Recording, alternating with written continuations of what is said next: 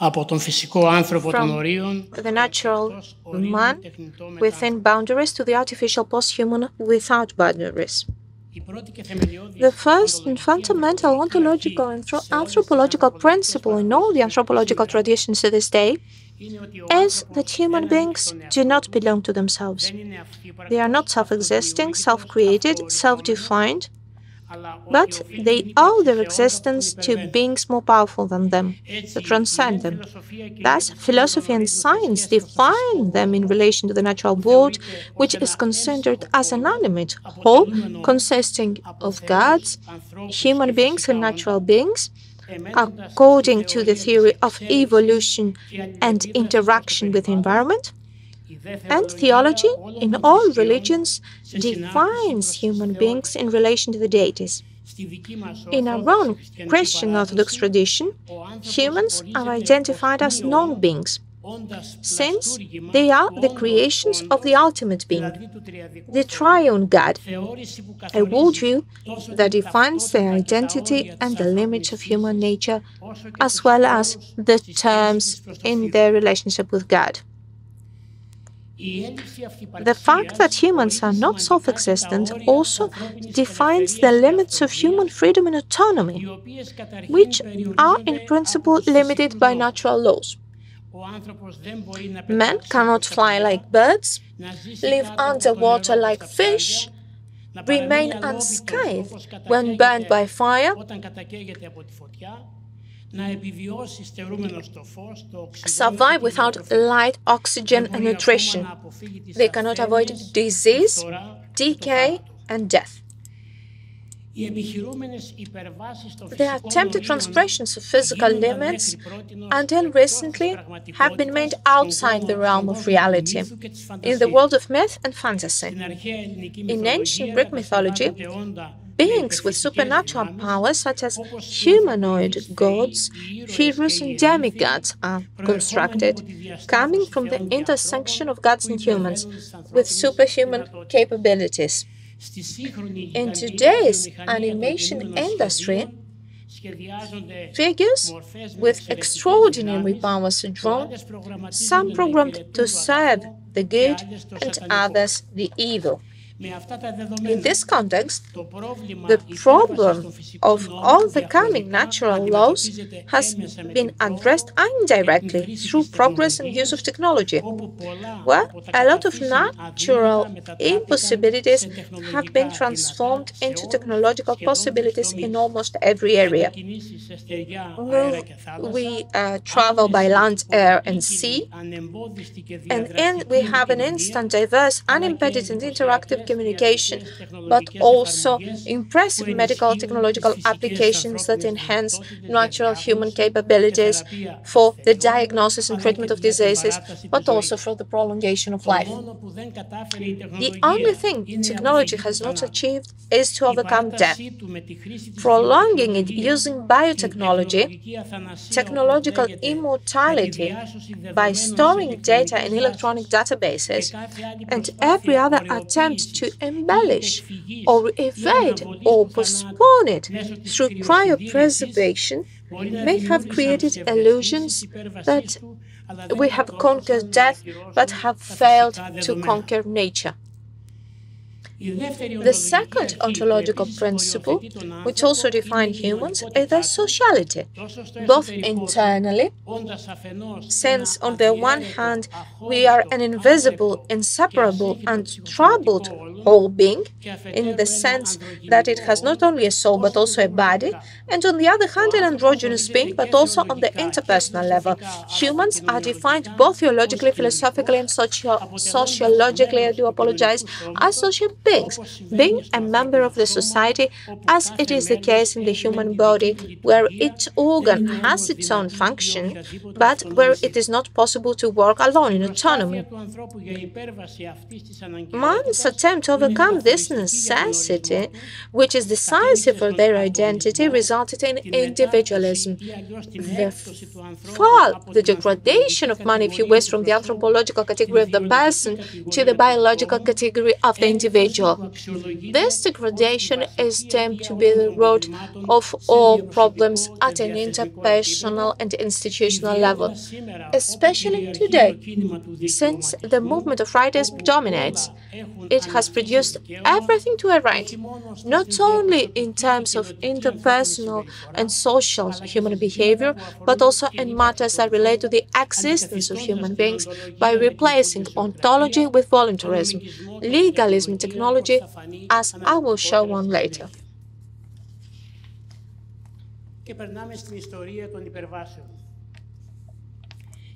So the first and basic attempt to exceed biological limits was in relation to God, all the various gods and deities, sometimes by constructing them in our own image, considering that without him they could not exist, a theme that was found a lot in ancient Greece but continues today, with the humanization of the concept of God.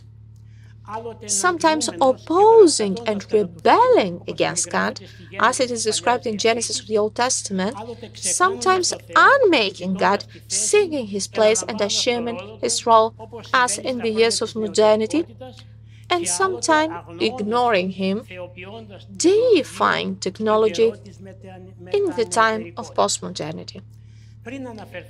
Before addressing the latter, it is worth pointing out what Genesis says about the following. First of all, about the disobedience of God's first commandment for limited use of the physical world, after man had first believed to the devil's assurance that in doing so, he would secure ontological assimilation to God.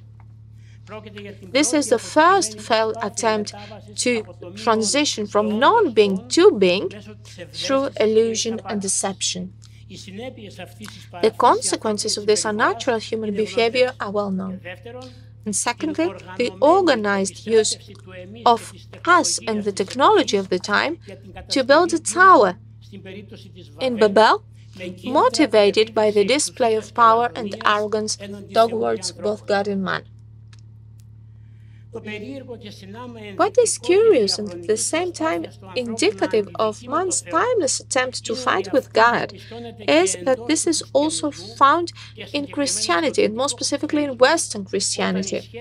When the relationship of communion between God and man in the person of the Anthropos, Jesus Christ, was interpreted in terms of power, not only on the theological level by adding filioque, but also practically with the power games within the Church, creating thus the conditions for changes, alterations in the field of anthropology, with consequences that reach up to our days. The abused theocentricity, thanks to the underlying anthropocentricity, was used by the Church of Rome to establish and promote primacy and fallibility, which were used both to promote and establish ecclesiastical terrorism by the violent imposition of God within and outside the Church, and the theological and practical marginalization of the divine factor as a means of highlighting the human in the person of Pope and the papal priesthood.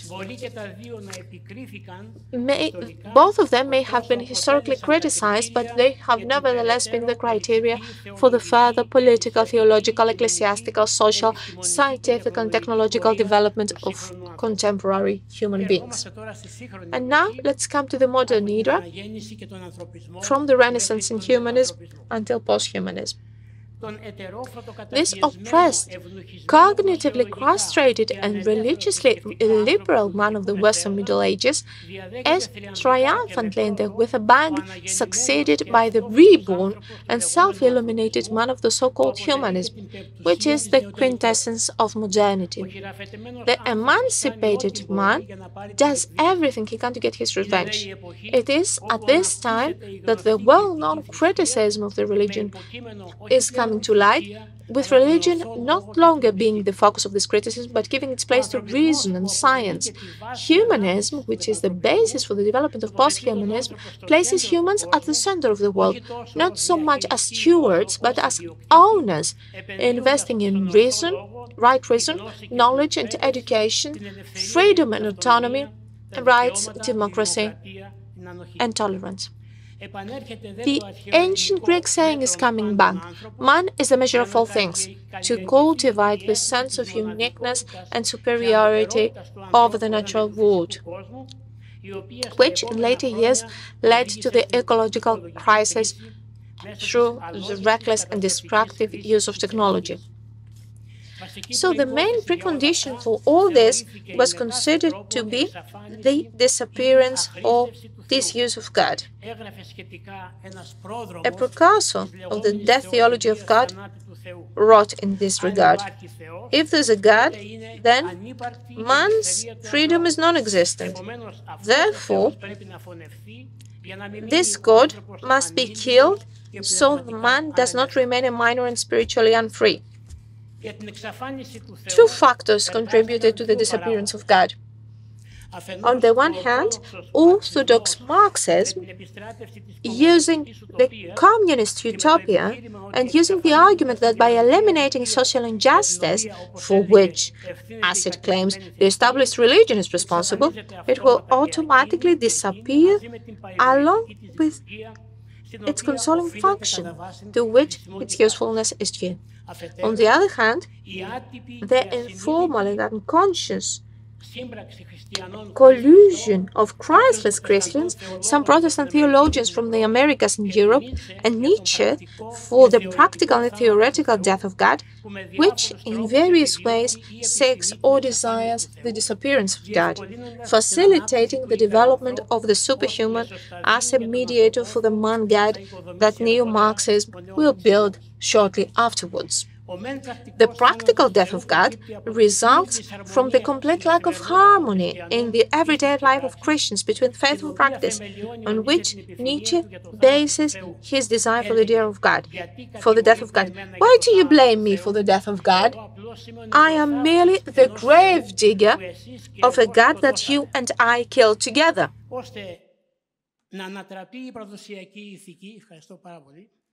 So the traditional morality is overturned,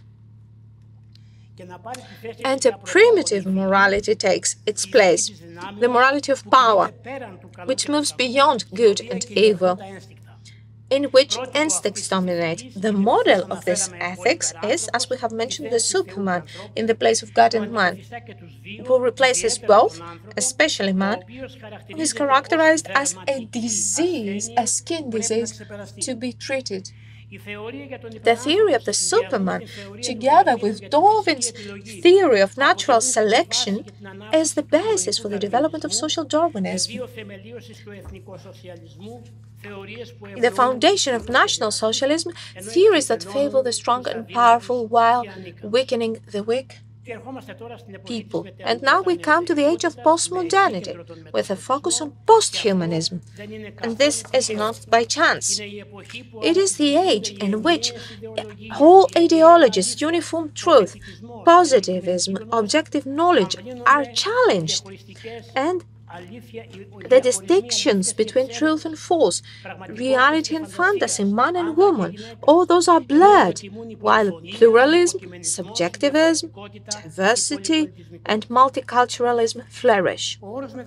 The term posthumanism appears in the mid-20th century and finds its true meaning today, when artificial intelligence, a term that also appeared in the same period, is transformed όπου η τεχνική νοημοσύνη, όρος που επίσης εμφανίζεται στην ίδια περίοδο, το ανέφερα, από όραμα from vision and science into reality. Posthumanism starts from the fact that human in its present form is not in the final phase, but in a phase of evolution and adaptation, which is not taking place naturally, but with technology. Man, as we know them from history, even the augmented man, to whom we shall refer later on, is obsolete and therefore must be extinct. A new anthropology is coming to the fore that will not be concerned with the physical and historical man, but with the universal man as he is characterized. This is interpreted as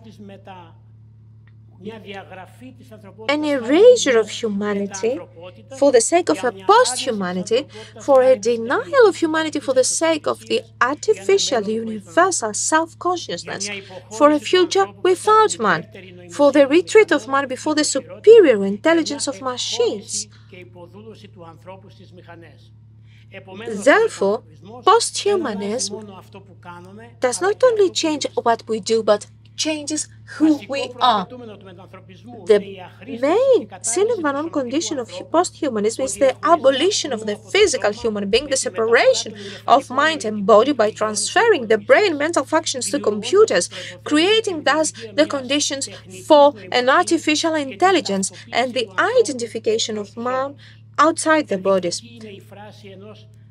Let me quote a transhumanist musician who said, "As humanism freed us from the chains of superstition, let transhumanism free us from our biological chains." The term posthumanism is inclusive, in the sense that it characterizes not only the last stage, that of artificial intelligence, but also other stages that prepare the ground from the transition from the mechanized man to the the post-human, that is, to the machines, first stage. Genetic posthumanism begins with the redesign of man through eugenics and the intervention in our DNA, the modification of the human genetic material with the support of biotechnology and genetical engineering.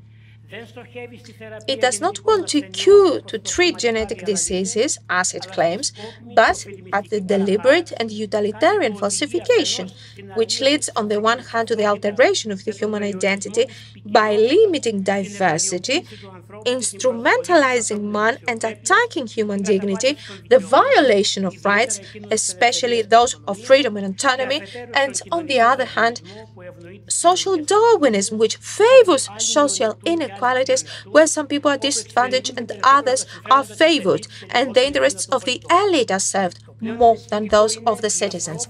The most worrying thing is the unforeseeable genetic consequences, because all this is like a fire that does not stay within its boundaries but spreads out of control.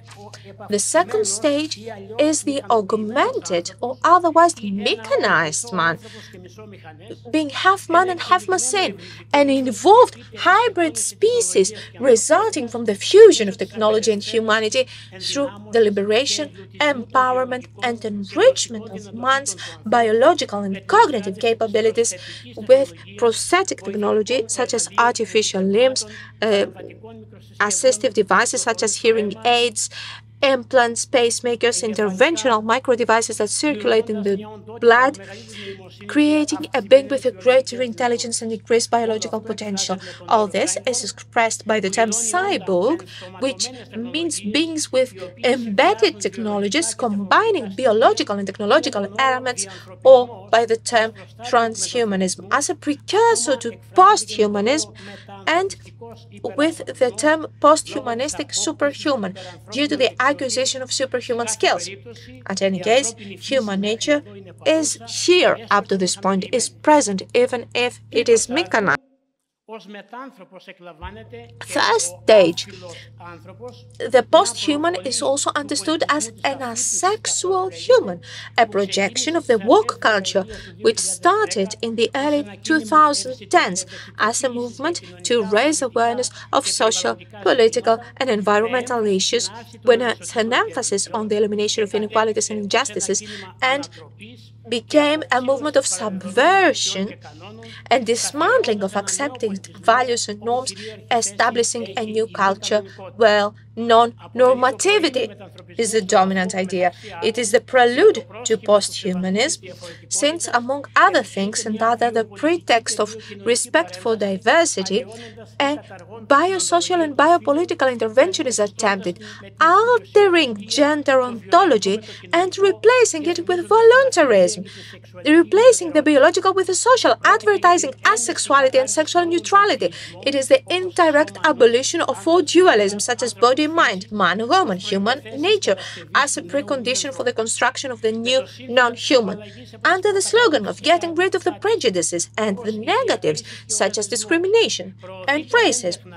It artfully promotes the domination of a particular social elite and the new racism protected by political correctness, a term that appears in the 1980s to impose a particular new way of referring sensitive social groups such as race, gender, and disability, while imposing a legitimate one-sided censorship. The next stage is the stage of artificial intelligence, through which it opens the way for the complete emancipation of man from its biological limits, for the transition to the post-biological artificial man, the anthropomorphic machine, the thinking robot. Third, to the transfer of the human intelligence to computing machines, and, in general, the transformation or upgrading of human nature in order to enhance human intellect and physiology, and, more recently, the recognition, processing, and interpretation of emotions. The negative consequences of this uploading to machines are omnipresent. Excessive and absolute dependencies, the breaking of emotional bonds, loneliness, absence of self-consciousness, critical thinking, and emotional intelligence. In other words, absence of naturalness, spirituality, and rationality, the limitations of the people's abilities to think, investigate, judge, communicate, discuss, raise rights, even fall in love. Even those sex robots are built in the place of sexual partners, and there are even reports on marriages between humans and robots.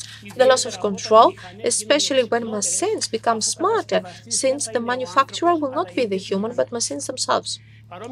Similar side effects are also found at the social level, such as the possibility of manufacturing and circulating false and misleading news and images, the possibility of cloning voices and forms, which can lead to impersonation and the identity theft for any use, with all that this can mean, and see the creation of a society of inequalities and maximizing of unemployment.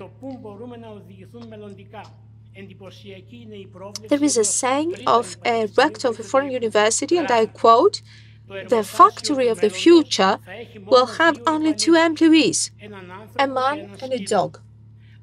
The man will feed the dog, and the dog will prevent the man from tampering with the computers."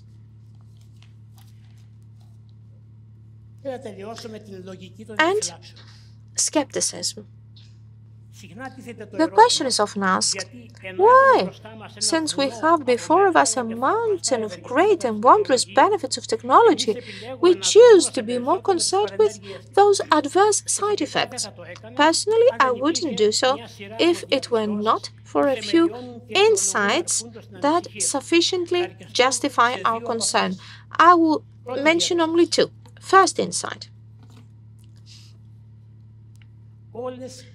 All our efforts, revolutionary efforts, to overcome, to transcend natural laws, to create social utopias, to idolize and impose ideologies, to overthrow established social structures, to address social problems such as social injustice, to advance science and technology, have presupposed and presuppose atheism. And, indeed, within the so-called Christian civilization. This alone indicates human aspirations. Without God, man can do whatever the subjective right reason, the morality of power and force, and science and technology. Without God, ontology is not favored. That accurately and securely identifies man in space and time. This also explains the fact that in posthumanism there is no room for faith, prayer, free will, morality, emotional ties, benevolent feelings, and dialogue. On the contrary, it cultivates the conditions for totalitarianism, the suppression of freedom and autonomy, the violation of privacy, authoritarian government, the domination of minority elites, and the deification no longer of the human mind, as it was the case until recently, but of that technology which, as a technological mechanism, promises to save our world. Second insight. Without God, we cannot have morals or ethics that will guarantee the integrity, autonomy, and the dignity of man. The experience of the last centuries has shown that without God-given ethics, values and norms are mutated.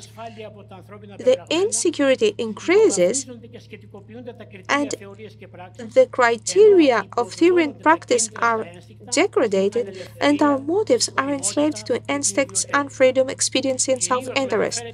Above all, the center is transferred from heart to the intellect, from man to machines, and having as a result that there is a gap between the development and the protection of man.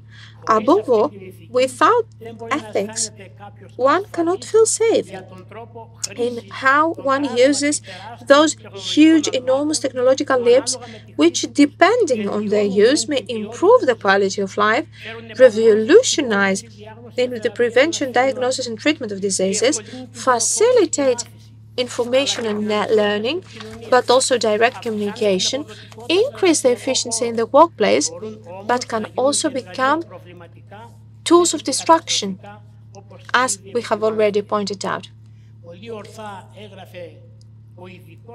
The Special Secretary of the Long-Term Planning in this government, Ioannis Mastrogiorgiou, said, and I quote, "I'm not afraid of machines as long as man builds them wisely and uses them just as wisely.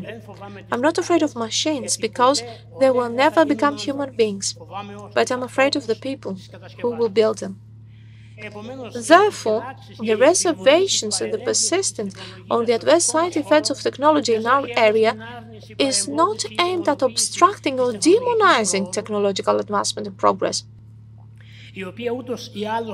Οφείλεται στις δυνατότητες που προσφέρει η κατ' εικόνα Θεού δημιουργία του ανθρώπου, but at pointing out the consequences that this deification of technology, human self-indulgence, and the lack of safeguards in order to prevent irreparable accidents can have. For it is one thing to use technology for human needs, and another to use it for the mutation of man and his self-destruction, since it alters our very nature, since by merging man and machines, they cease to be means and they become uncontrollable subjects. And I finish. Since the tendency of human beings is to overcome the limits is innate and therefore God-given, and since technological developments are not turning back, but they are moving towards the future, Orthodox theology has no reason to oppose it. On the contrary, in the midst of posthumanism, it promotes theanthropism, where human nature is not only ignored, but it rises up to the highest possible level of glory, because in the person of the Anthropos, it is taken up by the divine nature, united with it, and transcends even the limits of that death. With the incarnation of the Word of God, the importance of the bodily man is highlighted. Through this transcendence, the way is opened for the new man, in which the center will not be in the detached from the heart mind, but in the mind that dwells with Jesus Christ in the heart, the center of the body of man. It is here that St. Sophronius of Essex locates the possibility of resistance against the dictatorship of Massens. It is in the heart that love is built. Love is ignored by artificial intelligence. Love is the greatest transcend of limits, even the natural limits. People who love are indeed superhuman because they manage to break the bonds of nature. And it is not only the most appropriate tool for transcending the individual for the sake of the collective, but also the safest motivation for the use of technology. With love, we can regulate not only technological inequalities created by posthumanism and the limits of coexistence between humans and machines, since we ensure that technology serves man and not man serves technology, and that human constructs will not turn against human beings and will not abolish human beings. I will conclude with a quote from a modern green thinker which combines both observation and prediction. Whoever tries to become a superhuman by forgetting the anthropos, the God-man, and underestimating his fellow man, becomes an inhuman. Thank you very much.